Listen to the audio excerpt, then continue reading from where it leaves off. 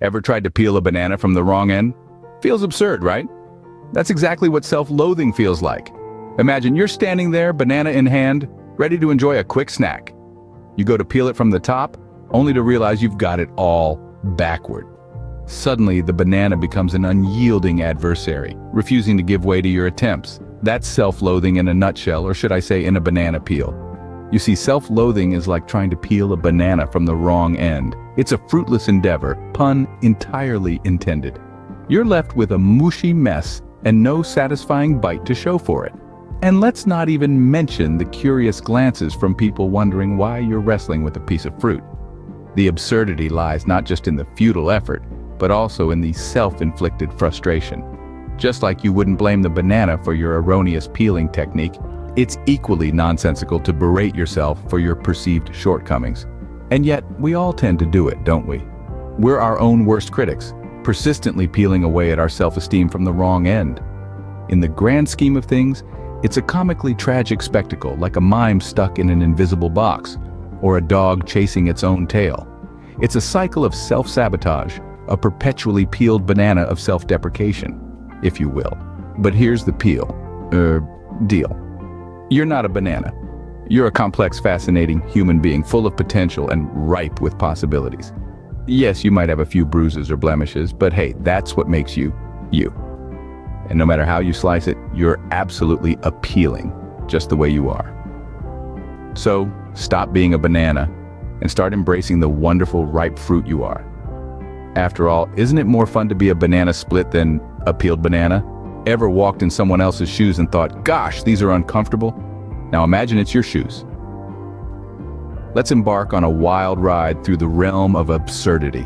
Picture this. You're walking a mile. No, let's make that an entire marathon. In a pair of shoes that are a size too small. Blisters are forming, your toes are squished, and every step feels like you're walking on a bed of nails. Sounds fun, right? And yet, isn't that what we're doing when we're hard on ourselves? We're essentially forcing ourselves to run a lifelong marathon in a pair of uncomfortable shoes. We're adding unnecessary pain to our journey, and for what? To prove that we're tough? To show the world that we can handle it? Well, folks, here's a newsflash. Life is not a shoe size competition.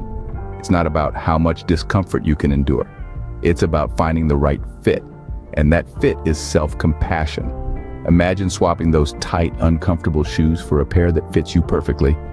Your toes have room to wiggle, the soles are soft and cushioned, and every step feels like you're walking on clouds. That's the power of self-compassion. Self-compassion is about treating yourself with the same kindness and understanding you'd offer to a good friend. It's about saying, hey, it's okay to make mistakes. It's okay to have bad days. It's okay to be human.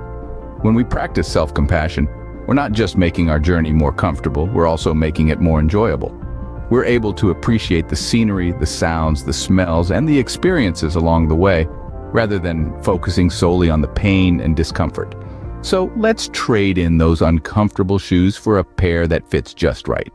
Let's embrace our quirks and imperfections, and let's start treating ourselves with the kindness and understanding we all deserve. So, treat yourself like a high-end, ultra-comfortable pair of shoes, because you're worth every step of the journey. Ever been in love with a cactus? No? Well, that's how absurd not loving yourself can be. Now imagine for a moment you're in a relationship with a cactus. Yes, a cactus. That prickly, green, unhuggable desert dweller. You're trying to cuddle it, but every time you get close, you get a handful of thorns. You're trying to water it with affection, but it only needs a drop every once in a while, and it's certainly not returning the favor.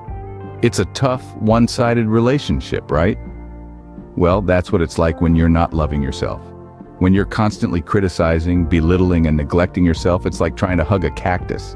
It's painful, it's frustrating, and it's just not worth it. You see, self-love, much like any kind of love, isn't about perfection. It's not about being a flawless rose or a beautiful sunflower. It's about accepting yourself, thorns and all, and realizing that even though you might not be perfect, you're still pretty darn awesome. Every time you look in the mirror and think, I'm not good enough, you're sticking yourself with another cactus spine. Every time you compare yourself to others and feel inadequate, you're adding another prick to the pile. But it doesn't have to be this way. Instead of trying to hug the cactus, how about becoming your own best friend? How about treating yourself with the same kindness, respect, and love you'd give to someone you care about? Because believe it or not, you deserve it. You deserve to feel loved, accepted, and cherished, not just by others, but by yourself. So the next time you're feeling down on yourself, just remember the cactus. Remember how silly it is to try and cuddle something so prickly, and remember that you can choose to love yourself instead. Because self-love isn't just about feeling good. It's about recognizing your worth, embracing your imperfections, and celebrating the unique, wonderful person that you are. In summary, love yourself, because dating a cactus is just too prickly. So, we've covered the banana peel of self-loathing, the shoe-sized self-compassion, and the prickly cactus of self-love.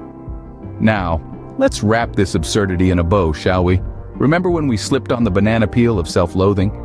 And how we stepped into the shoes of self-compassion, feeling the snug comfort of understanding our own feelings. Not to forget, we embraced the prickly cactus of self-love, accepting our thorns along with our flowers. Think of it like this. If life was a fruit salad, you wouldn't want to be a bruised banana, would you? Much better to be a ripe, juicy apple or a zesty orange. And while walking a mile in someone else's shoes can be enlightening, it's even better when those shoes fit you perfectly. As for the cactus, well, even amidst the prickles, it's a plant that thrives in the harshest conditions, and that's something to admire. In the end, remember, you are not a banana, or a shoe, or a cactus. You are an incredible, unique individual. So, love yourself like you're falling in love with the world's best chocolate cake, passionately, deeply, and without regret.